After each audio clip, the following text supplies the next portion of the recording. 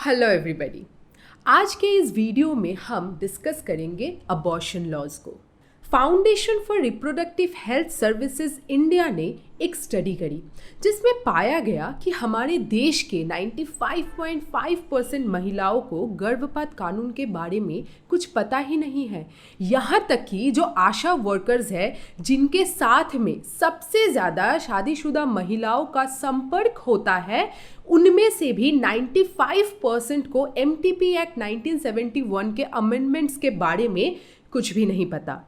हमारे देश के 50% महिलाएं अलग अलग सोशल मीडिया प्लेटफॉर्म्स पर निर्भरशील है इन विषय पर वही विषमता देखिए कि भारत एक ऐसा देश है जहां पूरे वर्ल्ड के कंपैरिजन में अबॉर्शन रेट्स सबसे ज़्यादा है।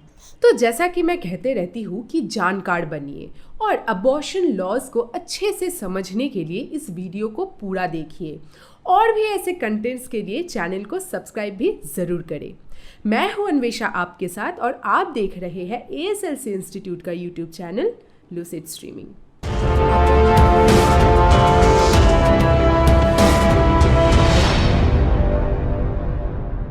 अबॉर्शन या गर्भपात दो तरीके से हो सकता है।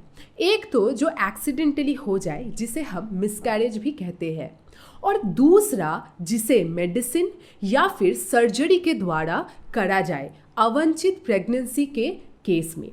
यहाँ चर्चा का मूल विषय ये अवांछित प्रेगनेंसी का है।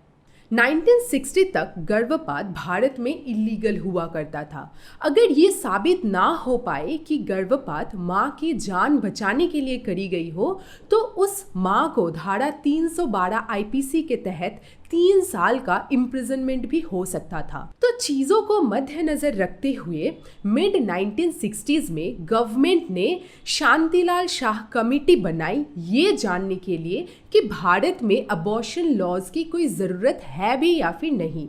और इसी कमेटी के रिपोर्ट पर आधारित एक medical termination of pregnancy act 1971 पास करी गई। ये एक्ट काफ़ी बारीकी से बनाया गया, हर रिलीजियस और एथिकल ऑब्जेक्शंस को अवॉइड करते हुए और सिर्फ मेडिकल रीजनिंग को प्रोत्साहन मिला।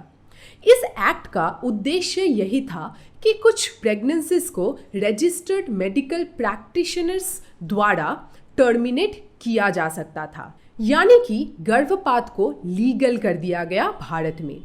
साथ में फ़ायदा ये मिला कि जो अनट्रेंड लोग हुआ करते थे, जो अपने हिसाब से किसी भी तरह प्रेगनेंसी को टर्मिनेट करने की कोशिश करते थे, उन्हें काफ़ी हद तक रोका जा सका, क्योंकि ये काफ़ी खतरनाक होता था।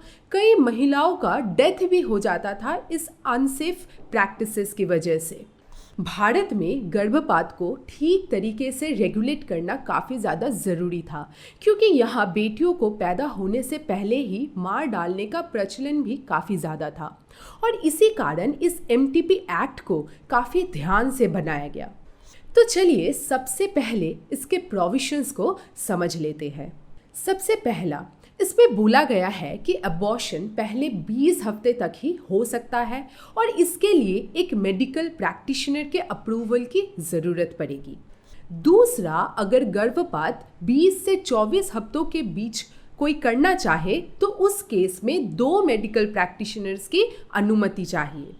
और तीसरा, इस एक्ट में बताया गया कि हर एक मेडिकल इंस्टीट्यूशन जिनके पास अबॉर्शन का लाइसेंस होगा, उन्हें सर्टिफिकेट डिस्प्ले में रखना होगा, जिसे देख करके ये पता चल सके कि गवर्नमेंट ने उन्हें इसकी परमिशन दी हुई है। अब इस MTP एक्ट और इस गर्भपात के मामलों में कई बदलाव आए हैं। सबसे पहला, सुप्रीम कोर्ट ने ये कहा कि एक महिला के शरीर के ऊपर उसका संपूर्ण अधिकार होता है, तो ये उसी का डिसीजन रहेगा कि गर्भपात करना है या फिर नहीं। भारत में अबॉर्शन क्रिमिनल ऑफेंस आज भी है, पर कुछ केसेस जैसे रेप, फीटल एनोमली मतलब कि फीटस में अगर कोई एबनॉर्मलिटी हो तो, और ऐसी महिलाएं जो किसी डिसेबिलिटी से सफ़र कर रही हो, उनके लिए अबॉर्शन लीगल होगा। इसके अलावा MTP एक्ट के अंदर मैरिड वुमेन का एक क्लॉज था जो ये कहता था कि सिर्फ शादीशुदा महिलाएं ही अबॉर्शन करवा सकती है। इस क्लॉज को सुप्रीम कोर्ट ने गलत बताते हुए ये कहा कि हर महिला लीगली अबॉर्शन करवा सकती है भारत में। ये डिसीजन सुप्रीम कोर्ट के एक लैंडमार्क जजमेंट रहा, जब एक अनमैरिड महिला को 22 हफ्ते प्रेगनेंसी को टर्मिनेट करने से इनकार कर दिया हाई कोर्ट ने। पर उस प्रेगनेंसी को टर्मिनेट करने के कई कारण थे। समाज में बदनामी, पैसों की कमी और उस महिला के मेंटल हेल्थ पर भी काफ़ी ज़्यादा असर पड़ रहा था। हाईकोर्ट ने कह दिया था कि 20 से 24 हफ्तों की प्रेगनेंसी मैरिड वुमेन के केस में टर्मिनेट की जा सकती है, पर वह अनमैरिड थी। पर सुप्रीम कोर्ट में अपील करने से सुप्रीम कोर्ट इस डिसीजन को बदल देते हैं। सुप्रीम कोर्ट ने ये कहा कि लेजिस्लेचर मैरिड या अनमैरिड वुमेन के बीच में अंतर नहीं करना चाहेगी, क्योंकि ये अनफेयर है और इक्वलिटी के प्रिंसिपल्स के अगेंस्ट है। और इस जजमेंट से मैरिटल रेप के केसेस में भी काफ़ी मदद मिली।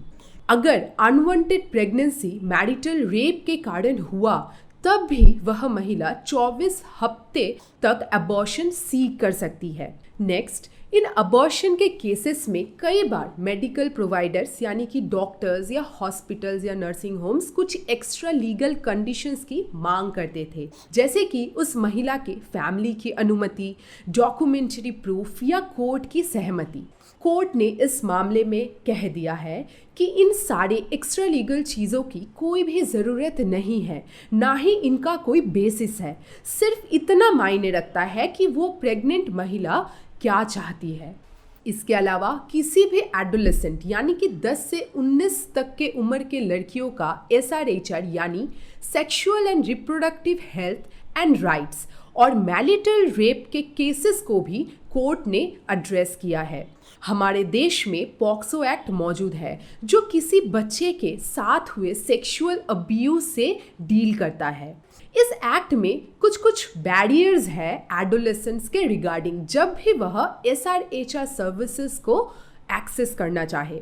तो इस एक्ट को मद्देनजर रखते हुए कोर्ट ने कहा कि MTP एक्ट के तहत अगर कोई माइनर अबॉर्शन चाहे तो मेडिकल प्रैक्टिशनर्स या प्रोवाइडर्स उसकी पर्सनल इंफॉर्मेशन और आइडेंटिटी को डिस्क्लोज नहीं करेगी, अगर वह खुद या उसके गार्डियन ना चाहे तो।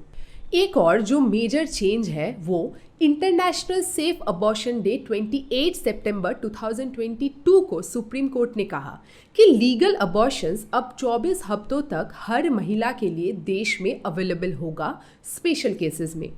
और इसी के साथ इंडिया का medical termination of pregnancy act 1971, जो वर्ल्ड का सबसे पुराना अबॉर्शन लॉ है, वो काफ़ी प्रोग्रेसिव भी बन जाता है। 1994 से लगभग 60 कंट्रीज ऐसे हैं जिन्होंने अबॉर्शन को लिबरलाइज किया, पर 4 देश जिसमें से US, एल साल्वाडोर, निकारागुआ और पोलैंड ने उस समय अबॉर्शन के लीगल ग्राउंड्स को कंप्लीटली नकार दिया। भारत की जो सुप्रीम कोर्ट जजमेंट्स है वह एक आशा के किरण जैसा है वर्ल्ड के बाकी महिलाओं के लिए, क्योंकि कोशिश हमेशा यही रहनी चाहिए कि हर लॉ रियलिटीज़ पर आधारित हो, ना कि काल्पनिक। वीडियो आपको पसंद आई है तो इसे लाइक ज़रूर करें और अपने दोस्तों के साथ इसे शेयर भी ज़रूर कीजिए। लूसिड स्ट्रीमिंग को सब्सक्राइब करना ना भूलें। Thanks for watching.